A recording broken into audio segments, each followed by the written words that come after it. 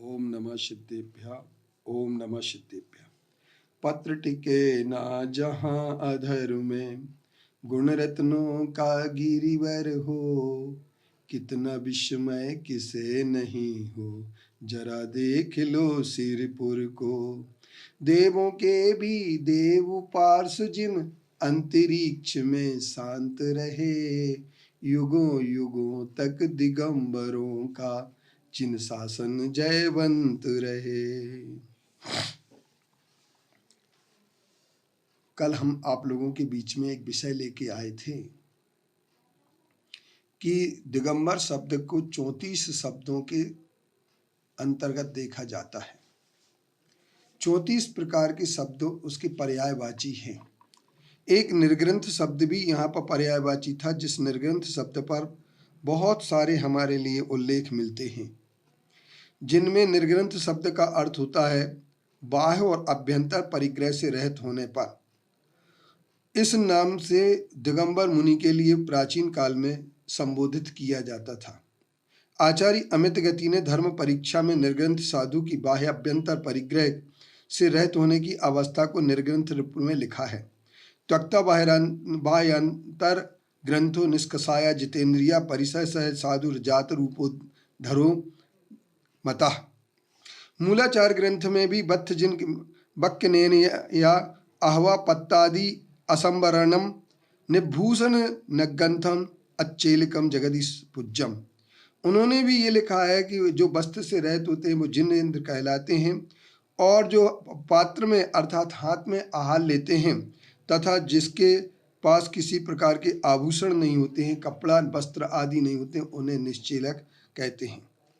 निर्ग्रंथ मार्ग के लिए भद्रबाहु चरित्र में रत्नानंदी जी ने अपने पृष्ठ 78 और 86 में निम्न एक श्लोक निर्ग्रंथ शब्द के लिए प्रयुक्त किया है। निर्ग्रंथ मार्ग मुत्सृज्य सग्रंथत्वेन ये जड़ाय वयाक्षन्ते शिवम निर्णाम तद्वचो न घटामटेत। जो बुद्धिहीन लोग निर्ग्रंथ मार्ग को के बिना परिग्रह के सद्भाव में भी मनुष्यों को मोक्ष का प्राप्त होना बताते हैं, उनका कहना प्रमाणभूत नहीं हो सकता है, क्योंकि निर्ग्रंथता से ही मोक्ष की प्राप्ति होती है। इसी तरीके से उन्होंने एक और श्लोक दिया, अहो निर्ग्रंथा शून्यो किमिदम नौतनम मतम न मेत्र युज्यते गंतुम पात्र दंडादि मंडितम। जो निर्ग्रंथता से रहित हैं, दंड को हाथ में लेते हैं, पात्र को लेते हैं, ऐसे नवीन मत में कौन है, इनके पास मेरा जाना योग्य नहीं है। भगवत मदाग्रहाद्या गृहीतामर पूजिताम निर्गंथ पदवी पूतम हित्वा संगम मुदाखिलम। और उन्होंने यह भी कहा है कि मेरा आग्रह से जो सब परिग्रह को छोड़कर पहले ग्रहण की हुई देवताओं की पूजनीय और निर्ग्रंथ अवस्था को जिन्होंने ग्रहण किया है, जो संग से रहते हैं, ऐसे संग वसनादि मंजसा अर्थात जो वस्त्र आदि से रहित होकर के निर्ग्रंथ रूप को प्राप्त करते हैं, वे ही मत वाले जो होते हैं श्रेष्ठ होते हैं और वे वस्त्र रहित दिगंबर हैं। किंतु दुर्भाग्य से जैनों के समाज में कुछ ऐसा शिथिलाचार के पोषण करने के लिए वस्त्र आदि युक्त अवस्था को भी निर्ग्रंथ मार्ग घोषित कर दिया गया।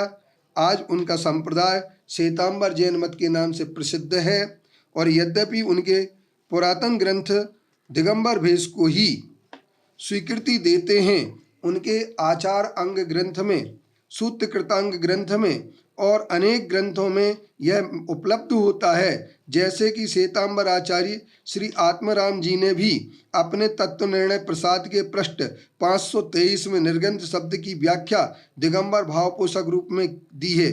उन्होंने लिखा है, कंथा कोपीनोत्तरा संगादि नाम त्यागिना यथाजात रूप धरा निर्ग्रंथा निष्परिग्रहा। जैनेतर साहित्य में भी कई शिलालेखों में भी यह हमें प्राप्त होता है कि दिगंबर शब्द निर्ग्रंथ शब्द के लिए प्रयुक्त होता है।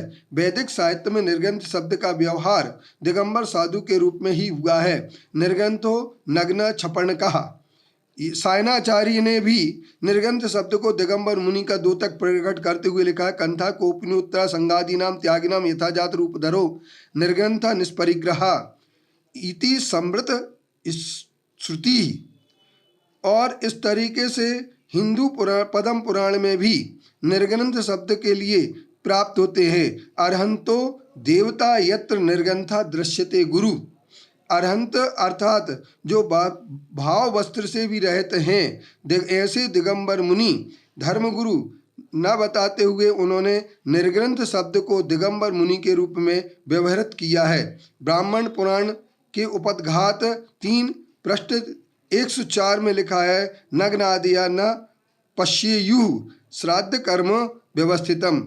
जब श्राद्ध कर्म में लगे तब नग्नादिक को न देखें। ऐसे वृद्ध श्रावका निर्ग्रंथाय, उन्होंने वृद्ध श्रावक निर्ग्रंथ शब्द को भी प्रयुक्त किया है। इस तरीके से बौद्ध साहित्य में भी निर्ग्रंथ शब्द सर्वत्र हमें उपलब्ध होता है। दीघनिकाय ग्रंथ में उन्होंने लिखा है, कौशला राज के पसे नदी निर्ग्रंथों को नमस्कार करता था। बौद्धों के महाभग्ग नामक ग्रंथ में लिखा है, एक बड़ी संख्या में निर्ग्रंथ गण वैशाली में सड़क और चौराहे पर शोर मचाते दौड़ रहे थे। इस तरीके से दिगंबर मुनियों का उस समय निर्विवाद रूप से राजमार्गों पर विचरण होता था, यह प्राप्त हमें होता है। इस तरीके से हम ये कह सकते हैं कि कदम्ब राजे के ताम्र पत्र में भी 1161 में ग्वालियर से मिला एक शिलालेख है, इसी बात का समर्थन करता है। और यह समर्थन करता है कि उसमें दिगंबर जैन यशोदेव निर्ग्रंथनाथ अर्थात दिगंबर मुनियों के नाथ जिनेन्द्र देव का अनुयायी लिखा है। इस तरीके से निर्ग्रंथ शब्द मुनियों का दिगंबर मुनि का द्योतक है।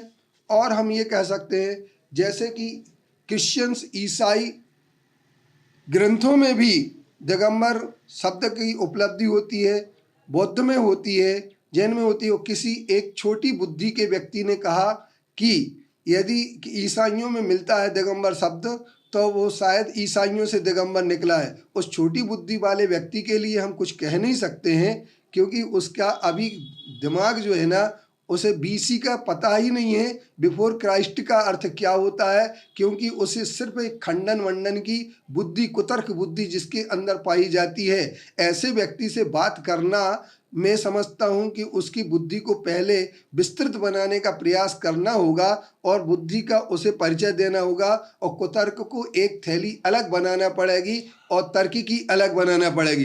कुतर्क से कोई भी बात को जीता नहीं जा सकता है। कुतर्क के लोगों के लिए, कुतर्कवादी लोगों के लिए हमारी समाज ज़्यादा सम्मान का स्थान नहीं देती है। इसलिए मैं ये कह सकता हूँ कि जितने भी ग्रंथों में हिंदू साहित्य में अगर प्राप्त होता है, हिंदू ग्रंथों में अगर दिगंबर शब्द प्राप्त होता है, तो इसका अर्थ ये नहीं है कि हिंदू से दिगंबर जैन की उत्पत्ति हुई हो।